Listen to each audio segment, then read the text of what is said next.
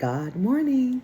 I hope everybody's doing well. If you're not doing well, you can do well if you decide. I mean that. I know oftentimes we'll be like, oh, that's so easy to say. You say that, but it's easy to say because it's doable. Doesn't mean it's easy to do. We're not here to experience easiness. We're here to experience it all. So easy is a part of it, but that's not the only part of it. I know for me, I'm 57 years old, and I see myself getting to the place where I'm just accepting people for who they are, and I can love them, but sometimes I gotta love you from across the street. Sometimes I gotta love you from another state. Sometimes I gotta just love you and say, But I do believe that love is what I'm called to do. I'm not saying everybody has to do it, but I watch YouTube a lot, and my algorithm really is on point. Like, I'll open up it and it'll be exactly what I need. And you know why? Because we are exactly where we need to be at all times. So if you open it up and it's something you don't like, it's because there's something inside of yourself that you don't like. It's your circumstances, the life you're living. You're not happy with it. And instead of admitting it, you're going, I just find me. It found you because it is you. Period.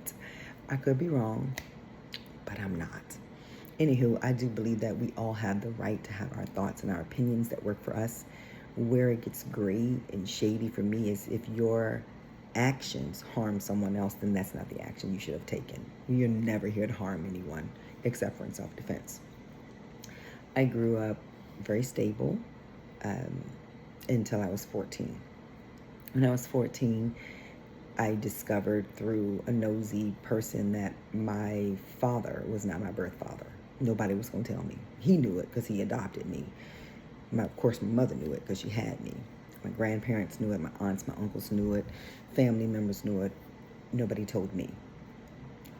That's where my trauma began. And I say began because before that, I had a pretty good childhood. It was right at that age where the awkward fat joined my body and my hair fell out because we had a swimming pool in the backyard and I used to swim all the time. My mother would tell me, Tracy, rinse the chlorine out your hair.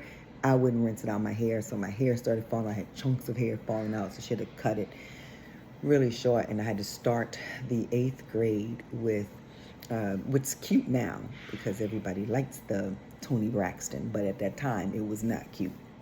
But my mother took care of my hair, so she took care of my hair. I didn't. But when I started the 8th grade, I had the Toni Braxton before there was a Toni Braxton because this was in 1983, and I didn't have chemicals in my hair, so the lady had just blow dried it and curled it.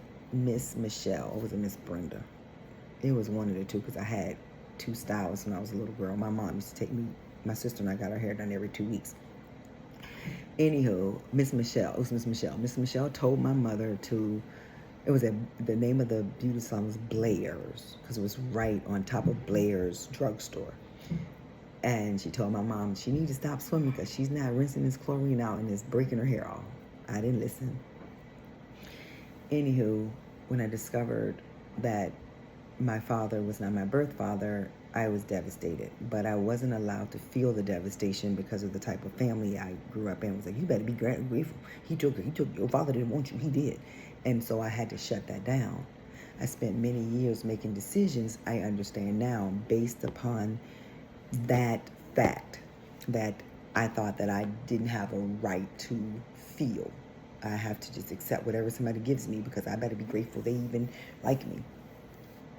That set into motion stuff that I no longer am ashamed of because I did it. It's done. I've been forgiven. I've been set free.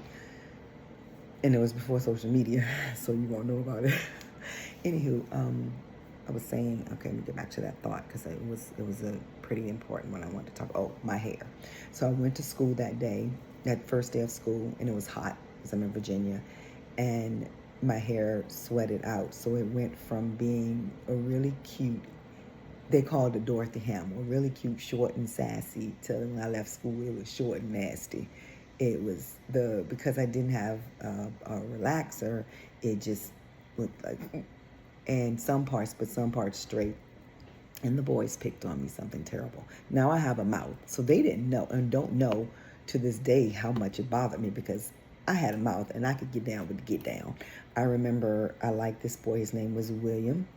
Hawkins. Mom would say his name. William Hawkins. I hope he's still alive, but maybe he's not, because so many of my people aren't. But anyway, I really liked William Hawkins. His father was very abusive to his mother. I had my own telephone line in my room, so he would call me, and I could be on the phone for hours because my parents were busy enjoying, like, earning money. So they kind of neglected us, but not in a way like you think, because my mother kept us safe. But we had a lot of things. So the swimming pool in our backyard, we had our own telephone lines. When I turned 16, I got my own car, but let's back up to 14. He would call me, and he would be in the closet, and then I would get in my closet so we could be in the same space, and we would talk. And I was always been a lover of God, and I would have my Bible, and I would talk to him about God. And one day we were in school, and somebody told him, that's why you go with Tracy Coppage, because that was my maiden name. And he said, I don't go with that fat, ugly black girl. I looked at him, and I swear, y'all, remember this like it was yesterday. I said, well, you make sure the next time your daddy is beating your mama's ass that I'm that fat, ugly black girl that you don't go with. And everybody at the table, eyes just, ooh. And he got super quiet. You may say, you violated his trust. Well, here are my feelings. Okay, he played stupid games, won stupid prizes. Anyway, when I got home, he told his mom when he got home. So when my mama got home, because I was already home, my mama got home, his mother called my mom on my mom's line and told her, your daughter, I don't remember exact words, but I remember this. My mama had my back. She had my back, my front, my side, my up, my down. My mama said, instead of being on my phone worrying about what my daughter said out loud, you need to be worrying about that man kicking your ass, and hung up the phone on her. And I knew at that moment, not only did my mother love me, it didn't matter anymore that Sammy wasn't my birth father. I understood that my mother did it to protect me. Still didn't mean that there wasn't residual things in my mind that made me have self-esteem issues in a different way. Like if somebody liked me, I felt like I had to like them back because you like me. Because there was a part of me that must have felt that, well, Sammy took you on, so, and he was a good dad until one day he was not. When my parents divorced, when I was 19, I was at Howard University, he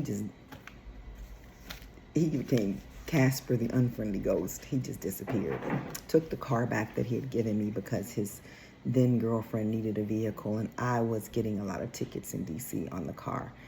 So he called my mom and told her that he needed the vehicle back.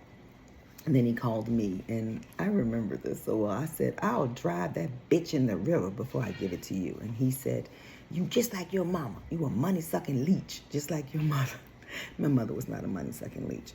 Anywho, the marriage ended because of something he did that I will not go into on here, but it wasn't done against me. But my mom, she hung in there like the trooper she is to try to get her daughters a better start because, two incomes are better than one. Anywho, I said all that to say because I'm, vamping up my YouTube channel so getting to know me so that you know that I authentically can give advice because I literally have sublime morals. This book told me that. I kissed this book and I opened it up to the part that God has given me. And the other day, I asked God to tell me about myself. And God, I'm going to have to put my glasses on because when this came up, I was like, for real, God, that's me. That's me. It was Surah 68. And some of you may be like, oh, you Muslim? Why can't I see your chest? Because you can. And I do love Allah. I also love Jesus. I also love Divine Mother. I turned to Surah 68, which I was born in 1968. And this is what Allah, Divine Mother, said to Tracy. In the name of Allah, the Beneficent, the Merciful, by the inkstand and the pen, and that which they write. I write all the time. By the grace of thy Lord, thou art not mad. Yeah. And surely thine is a reward to never be cut off. Thank you, Lord. And surely thou hast sublime morals. Yes. So thou wilt see, and they too will see, which of you is mad. Surely thy Lord knows best who is erring from his way, and who knows best those who go aright. So obey not the rejectors. They wish that thou should be pliant, so they too would be pliant. And obey not any mean swearer, defamer, going about with slander, hinderer of good, outstepping the limits, sinful. Yeah, it's more. But when God showed me that, I said for every morning I will read that. Now, this book I read from cover to cover no less than, and I'm not exaggerating, 80 times. There was a point in my life from 2004 to 2012 where it was rough, y'all.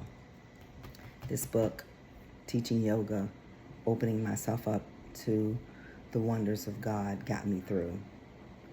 Really got me through. Anyway, I just wanted to share that with you because I'm enjoying putting myself out there and being a YouTube influencer, perhaps, who knows.